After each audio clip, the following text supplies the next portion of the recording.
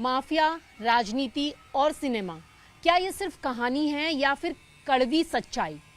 धुरंधर 2 में जिस तरीके से अंडरवर्ल्ड दिखाया गया है और वो कहीं ना कहीं माफिया अतीक अहमद से प्रेरित है, यही जानने के लिए आज हम बात करेंगे यूपी के एक्स डीजीपी और राज्यसभा सांसद बृजलाल सर से। सर, आपने धुरंधर 2 देखी है? हाँ, थोड़ा देखा है। तो सर, उसमें एक कैरेक्टर दिखाया गया है, क्या आपको लगता है कि वो अतीक अहमद जो यूपी का माफिया, उससे प्रेरित है? जी हाँ, अतीक अहमद से ही प्रेरित है। और अतीक अहमद के बारे में इलाहाबाद यूनिवर्सिटी का पढ़ा हुआ हूँ।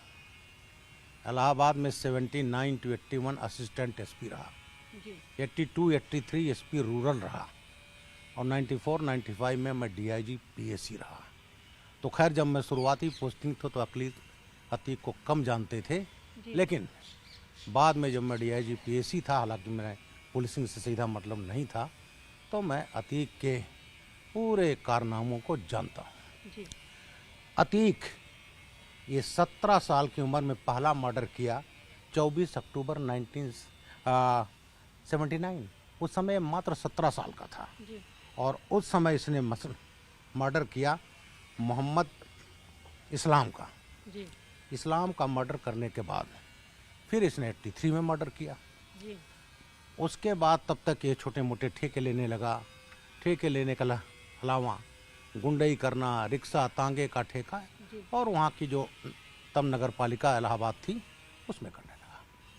उसके बाद इतने 85 का चुनाव होता है विधानसभा का, और 85 का चुनाव में कई बाहुबली विधायक बन गए हैं। उसमें गोरखपुर के हरिशंकर तिवारी, वीरेंद्र शाही बाहुबली थे। तमाम लंबी चौड़ी क्रिमिनल हिस्ट्री थी और इनमें गैंगवार चल रहा था। अतीक ने देखा जब ये बन सकते हैं तो मैं क्यों नहीं बन सकता। तो 1989 में उसने इंडिपेंडेंट चुनाव का पर्चा भरा। उसका एक गुरु था चांद बाबा उर्फ शौकत इलाही। तो शौकत इलाही जो था उसने भी पर्चा भर दिया। एक समय ये शौकत इलाही का चेला था। वो जेल से निकला तो गाजे बाजे के साथ खुद गाड़ी ड्राइव करके थी उसको लाया। लेकिन जब चांद बाबा उसको ने भर दिया शौकत इलाही ने, तो इसने कहा शौकत साहब पर्चा वापस ले लो, नहीं तो मुस्लिम वोट बढ़ जाएगा। लेकिन शौकत इलाही ने कहा भाई तू बड़ा है कि मैं बड़ा हूँ। और फिर ये बात अतीक को लग गई और उसके बाद 1989 का चुनाव का वोटिंग हो चुकी। काउंटिंग के 2 दिन बाकी थे और दिन दहाड़े अतीक अहमद ने शौकत इलाही चांद बाबा की हत्या कर दी। वो ऐसी हत्या थी जिसमें इसका अपराध का परचम लहराने लगा। अतीक चुनाव जीत गया, 3 बार इंडिपेंडेंट जीता, 96 में समाजवादी पार्टी उसमें जीता, फिर ये अपना दल में आ गया, तो 5 बार इलाहाबाद पश्चिम से विधायक रहा। तो सर, क्या उस वक्त पे जो सरकारें थी उनका माफियाओं को संरक्षण था? बिल्कुल संरक्षण था, खुला संरक्षण था। एक चीज आप नेट पर देख सकते हैं कि एक उत्तर प्रदेश के पूर्व मुख्यमंत्री जो दुनिया में नहीं है, उसके घर जाते हैं, उसके कुत्ते से हाथ मिलाते हैं। तो अतीक अहमद ने शौकत इलाही का मर्डर किया तो उसका चेला था। वो चेला था, नाटे था, जावेद जग्गा था, ये सब जो है इतने डर गए वो बॉम्बे भाग गए। अतीक बड़ा क्रूर हत्यारा था। ये जग्गा को चाहता तो मुंबई में मरवा सकता था, लेकिन वो चाहता था इसको इलाहाबाद में मारूंगा, उसी क्षेत्र में मारूंगा। सर, सुना है कि अतीक जो है वो दुश्मन को हाथों से मारता था। क्या टॉर्चर था, कैसा टॉर्चर था? जग्गा जब भाग गया तो ये चाहा कि इसको हम ले आए हैं। उसने उसके रिश्तेदारों को, परिवार को बंधक बना लिया और उनसे फ़ोन करवाया कि मेरी अतीक साहब से बात हुई है, तो विधायक हो गए हैं तो कुछ नहीं करेंगे। और इस तरह से उनको बुलाया, वो बॉम्बे से आया। उसके बाद पकड़ के अपने टॉर्चर चैम्बर में ले गया। इसका पिता वो था, इक्का हुआ चलाता था, घोड़े की चाबुक, और उसको कहते नहीं चमड़ी उधेड़ देना। वर्चुअली उसने उसकी चमड़ी उधेड़ दी। जब एकदम वो मरणासन्न हो गया तो उसको गोली मार करके उसके घर के सामने फेंक दिया। तो अतीक अहमद ऐसा दुर्दांत अपराधी था। फिर से इसके जितने भी इसके थे जिसका उनका चांद बाबा संबंध था, एक एक करके इसने मार दिया। तो सर धुरंधर 2 में जिस तरीके से दिखाया गया है, एक जो कैरेक्टर जो अतीक अहमद से प्रेरित कैरेक्टर नजर आ रहा है, उसके अंडरवर्ल्ड से कनेक्शन, ड्रग्स से कनेक्शन, क्या वाकई में ऐसा था कि अंडरवर्ल्ड पाकिस्तान से भी कनेक्शन थे? बिल्कुल संबंध था। और मेरी एक पुस्तक है, मैं आपको दूंगा जी 1.5 बिस्वा जमीन यूपी क्राइम फाइल। जी इस यूपी क्राइम फाइल में ना केवल अतीक पर मैंने डिटेल इसमें लिख रखा है, माफिया सरगना जी अतीक, जी एक चैप्टर है। जी इसके अलावा इस पुस्तक में मैंने लिखा है कि यहाँ माफियाओं का एक त्रिकोण था। सर त्रिकोण कैसे फल फूल रहा था उस समय? जी हाँ, त्रिकोण शहाबुद्दीन, जी मुख्तार अंसारी जी और अतीक अहमद। मैंने इस पुस्तक में देखेंगे इनके पास कोई ऐसा आधुनिक हथियार नहीं था जो इनके पास ना हो। तो सर ये जो आपने त्रिकोण की बात की, शहाबुद्दीन की बात की, आपने मुख्तार अंसारी की बात की और अतीक अहमद, तो ये माफियाओं को बनाने में सरकार की कितनी भूमिका थी? सरकार की ही भूमिका थी। अब उसका एक स्पष्ट उदाहरण दूंगा मैं। जहाँ तक अतीक की बात है, अतीक ने बहुत हत्याएं की। अशरफ की हत्या की, 2 मुस्लिम थे जो बीजेपी के थे, उनकी हत्याएं की। और एक ऐसा आदमी था जो सभासद था, कुन्नू, उसने अपने ईद के दिन अपने घर का आलीशान मकान बनाया, उसका उद्घाटन था। वो जैसे वहाँ व्यवस्था करके कि नमाज पढ़ा हूँ सफ़ेद कुर्ता पजामा, मस्जिद के सामने गोली मार दिया, ईद के दिन मार दिया। एक और इसका दुश्मन था जिसने इसके घर के सामने आलीशान मकान बनाया। इसका भाई अशरफ, उसको इसका छोटा भाई था। तो सर ये जो जी वो अपने छत पर बैठा था, अशरफ ने अपने छत से टेलीस्कोपिक राइफल से उसको मारा, उसको मार दिया। तो इसने जितनी घटनाएं हुई, सबसे महत्वपूर्ण ये है कि इसने विधायक और एमपी होने के बाद किया। लेकिन सर क्लीन चिट मिल जाता था हर चीज में। तो जी हाँ, क्लीन चिट इस तरह से मिलता था। एक उदाहरण है राजू पाल की हत्या। जी, उसकी प्लानिंग कैसे हुई थी हत्या की? राजू पाल की हत्या 2004 में चुनाव हुआ, तब मैं प्रदेश का आईजी लॉ एंड ऑर्डर होता था। और उसमें ये फूलपुर सीट जो पंडित नेहरू की होती थी, मुलायम सिंह यादव जी ने उसको टिकट दिया, वहाँ से सांसद बना। सांसद बनने के बाद इसकी इलाहाबाद पश्चिम की सीट खाली हो गई। अब इसने सोचा कि मैं 5 बार से इस पर विधायक हूँ, ये तो मेरे घर की सीट है। और उस पर इससे अपने छोटे भाई अशरफ को समाजवादी पार्टी का टिकट दिलाया। यह आश्वस्त था, लेकिन उसमें एक छोटे से कैरेक्टर राजू पाल चुनाव जीत गया। अब इसको ये लगा कि राजू पाल कैसे जीत गया। उसके बाद इसने कई बार हमले कराए। AK सिंह एक इंस्पेक्टर थे इंटेलिजेंस के, उन्होंने लिखा उस समय के अधिकारियों को, वहाँ के SSP, IG जोन, DIG सबको, कि साहब अगर इनकी सुरक्षा नहीं की गई राजू पाल की तो इनकी हत्या हो जाएगी। और उसके बाद मात्र उसको 2 सिपाही दिए गए। यानी कि राजू पाल की हत्या से पहले इंटेल मिल चुकी थी। 303 राइफल के 2। अब उसको ज़्यादा सुरक्षा दी जाती, उसको तो मारना था। अगर ज़्यादा सुरक्षा का कर्मी होते और उसमें 303 बोल्ट एक्शन, वो क्या सामना करते।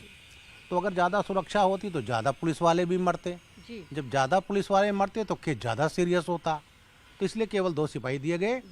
और वो राजू पाल की 16 जनवरी 2005 की पूजा पाल से शादी हुई थी। शादी का 9वां दिन था।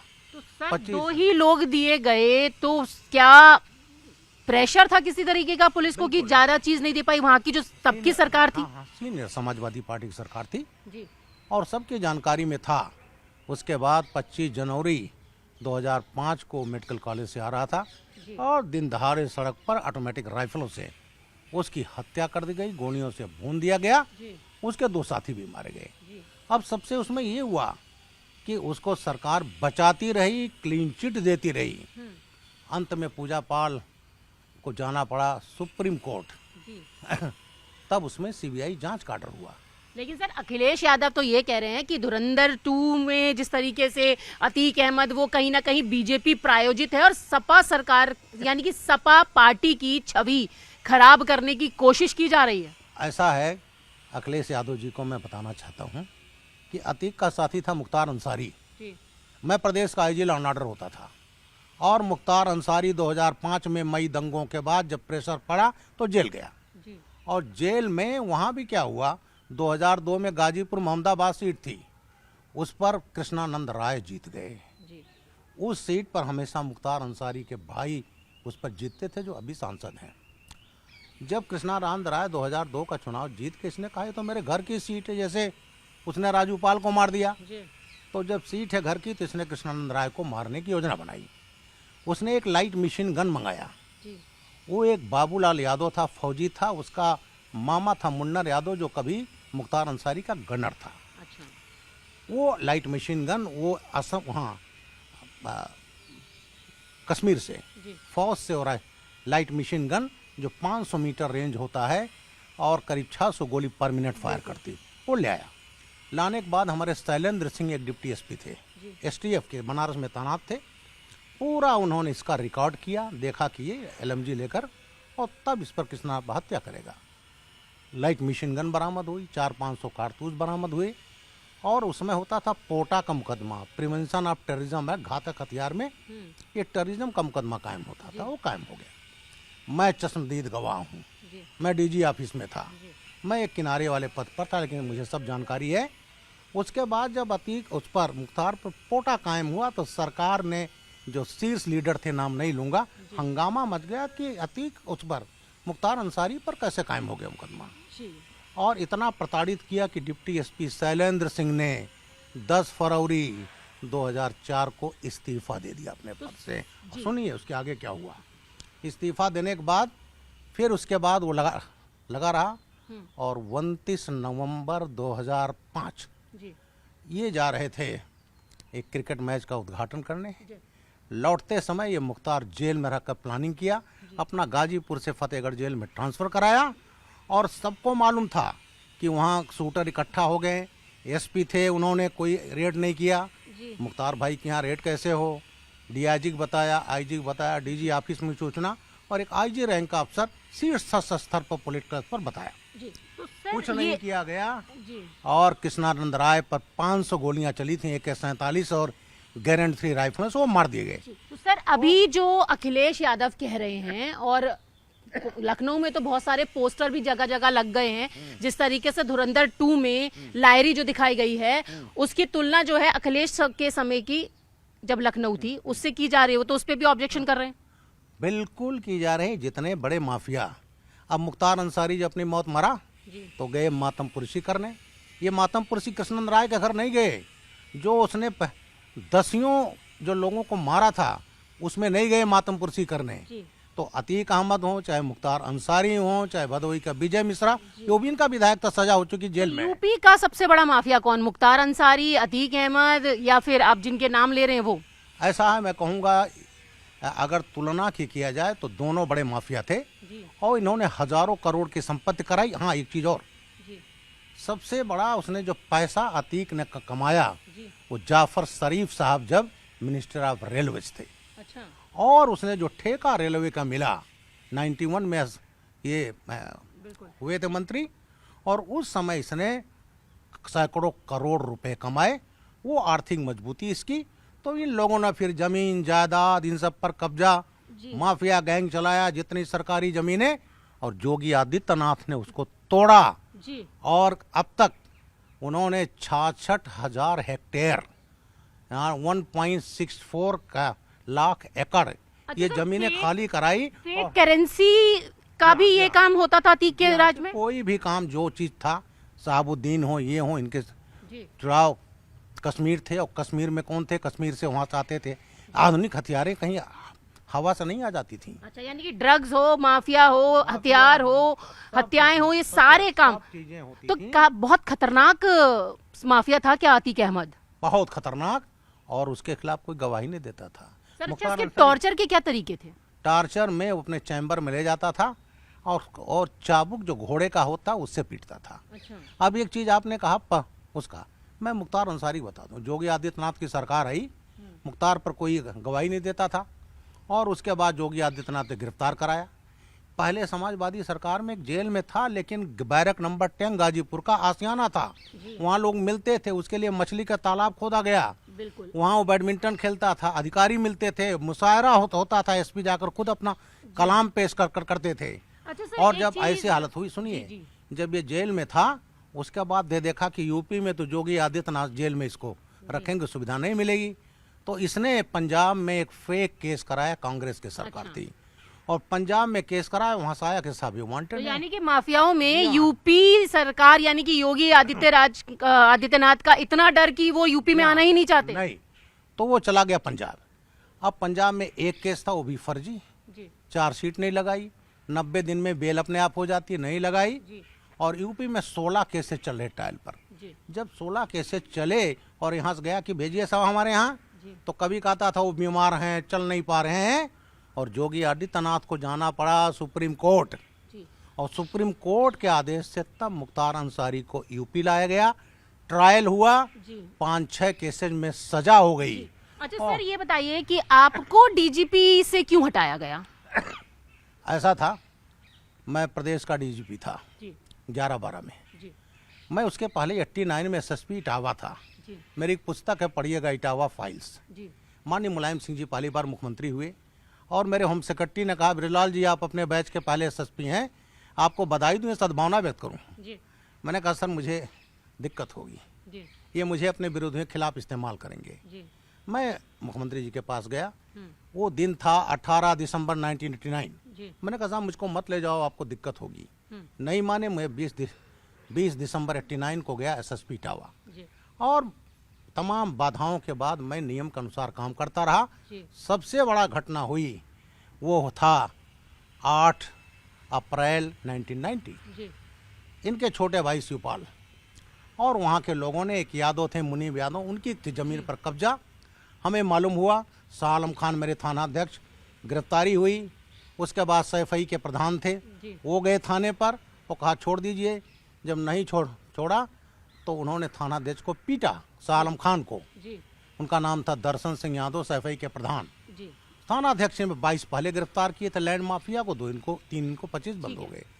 मालूम हुआ तो इनके भाई शिवपाल ने थाने पर 250-250 आर्म्ड लोगों के साथ हमला किया था।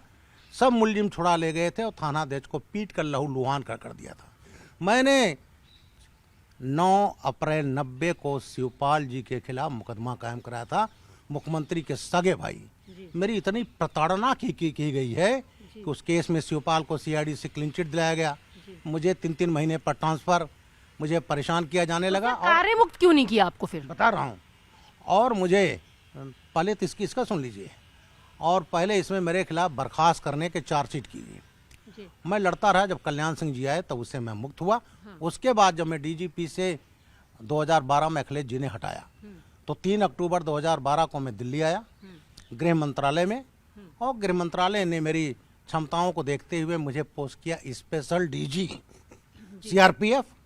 और प्रणव सहाय जी थे, उनका 6 महीना रिटायरमेंट था, उसके बाद मुझे डीजी सीआरपीएफ बनना था। जी, सिंधे साहब गृह मंत्री थे, जी, मुझे बुलाया, उन्होंने कहा कि साहब मैंने बात कर लिया और आप मिल लो। मैंने, अखिलेश जी ने टाइम नहीं दिया, सिंधे साहब उन्होंने, मुलायम सिंह जी ने टाइम दिया।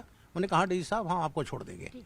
फिर सिंधे साहब बुलाए, फिर हुए, किसी ने कहा नहीं साहब मत छोड़िएगा, ये यंगेस्ट डीजी है और 14 के इलेक्शन में सीआरपी चीफ रहेगा, इलेक्शन में सीआरपी आएगी, तंग करेगा। होने के बावजूद भी मुझे रिलीव नहीं किया इन्होंने, और मैं डीजी सिविल डिफेंस के महत्वहीन पद से रिटायर हुआ। तो सर आपने 19 एनकाउंटर किए और एक एनकाउंटर तो 50 घंटे चला।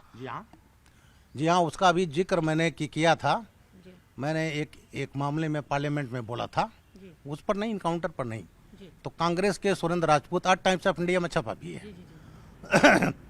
तो उन्होंने उस पर जब कमेंट मांगा तो उन्होंने कहा अरे ब्रजलाल जी को मैं जानता हूँ, घनश्याम केवट इनकाउंटर हुआ और ये हुआ, ये नहीं मार पाए। मैंने उस समय के फुटेज अपने सोशल मीडिया पर डाला। जब मैं गोली चला हूँ तब मैं एडीजी लॉ एंड ऑर्डर था। हमारे 4 लोग मारे गए, constable Sameem, constable Iqbal, constable बेर सिंह, इंस्पेक्टर बेनी माधव सिंह। हमारे आईजी पीएससी बीके गुप्ता और सुशील कुमार सिंह डीआईजी इंजर्ड हो गए। ऐसी हालत में गया था, फोर्स डिमोरलाइज थी, आधा किलोमीटर दूर थी और मैं 25 फुट रेंज में था, और वो दिन दहाड़े गोली चली थी। पूरे दुनिया ने देखा, लाइव मीडिया में देखा।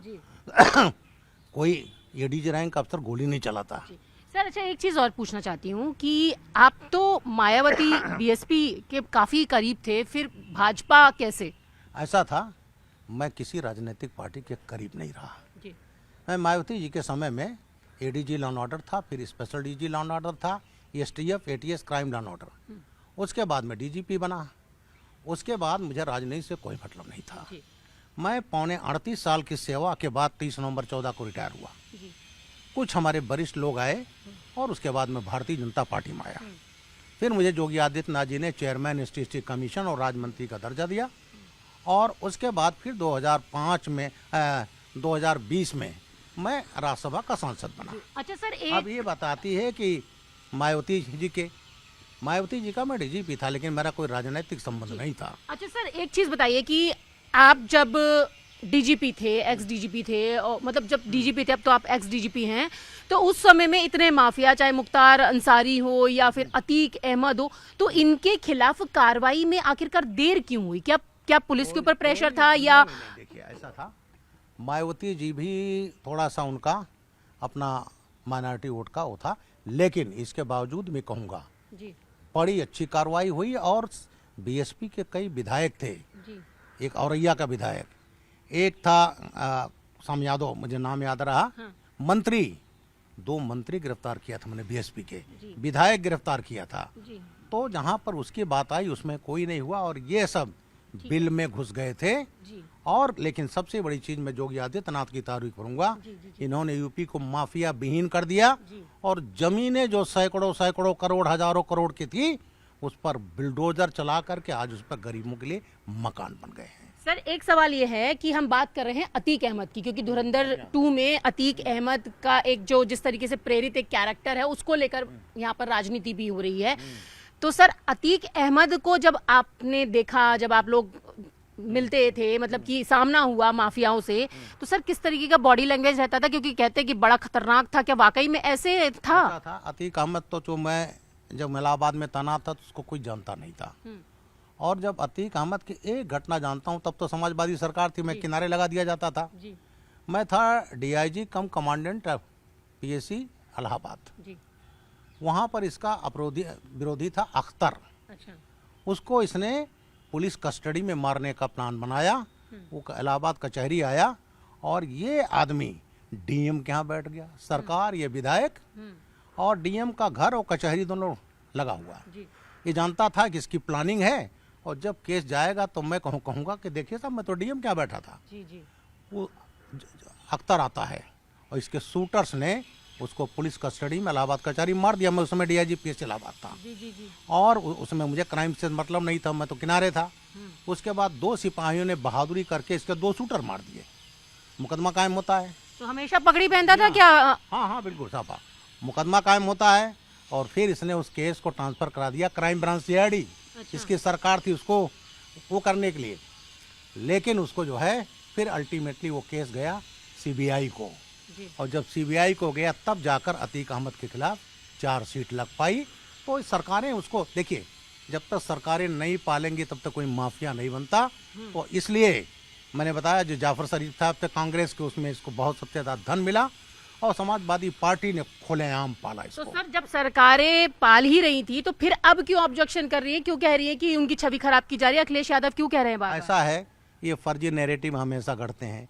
जितने यूपी के बड़े माफिया, चाहे अतीक माह हो, चाहे विजय मिश्रा हो, चाहे मुख्तार अंसारी हो, चाहे डीपी यादव जैसे बाहुबली को मंत्री बनाया गया, अन्ना शुक्ला हो, कोई भी जितने बड़े माफिया थे, फूलन देवी 21 लोगों की हत्या किया था वैलेंटाइन डे 1981 पर। जेल से उसको निकाल करके सांसद बनाया गया था। 2 बार सांसद बनी। एक ददुआ होता था, मेरे कार्यकाल में मारा गया जब मैं एडीजी लॉ एंड ऑर्डर था। ददुआ को नॉर्थ इंडिया का बीरप्पन कहा जाता था। उसके ऊपर यूपी एमपी से 10 लाख के इनाम है। उसको समाजवादी पार्टी ने उसके भाई को टिकट दिया, सांसद बनाया। उसके बेटे को पहले जिला परिषद किसी का हैसियत नहीं हुई, उसके खिलाफ पर्चा भर दे। उसके भाई, उसके बेटे, भतीजे को विधायक बनाया। उनकी क्वालिटी क्या थी, उनका क्वालिफिकेशन क्या था? डकैत ददुआ के वो बेटा और भतीजे थे और भाई थे।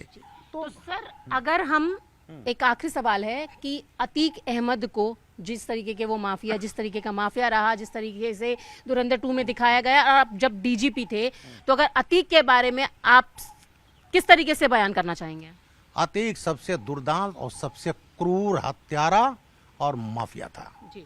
उसकी जहां जिस जमीन पर नजर आ गई उसको कब्जा कर लेता था, नहीं हुआ तो हत्या कर लेता था धमका करके जी। और जब सरकार रहती थी तो उसका बिल्कुल तूती बोलती थी। लेकिन मुझे खुशी है कि योगी आदित्यनाथ ने उस त्रिकोण को जो तीनों का था स्वाबुद्दीन उसको खत्म किया। तो आपने देखा, ये थे हमारे साथ बात करने के लिए यूपी के एक्स डीजीपी और राज्यसभा सांसद बृजलाल, जो कि बता रहे थे कि अतीक अहमद एक दुर्दांत माफिया था। विजय विशाल के साथ न्यूज़ 18 इंडिया के लिए रचना।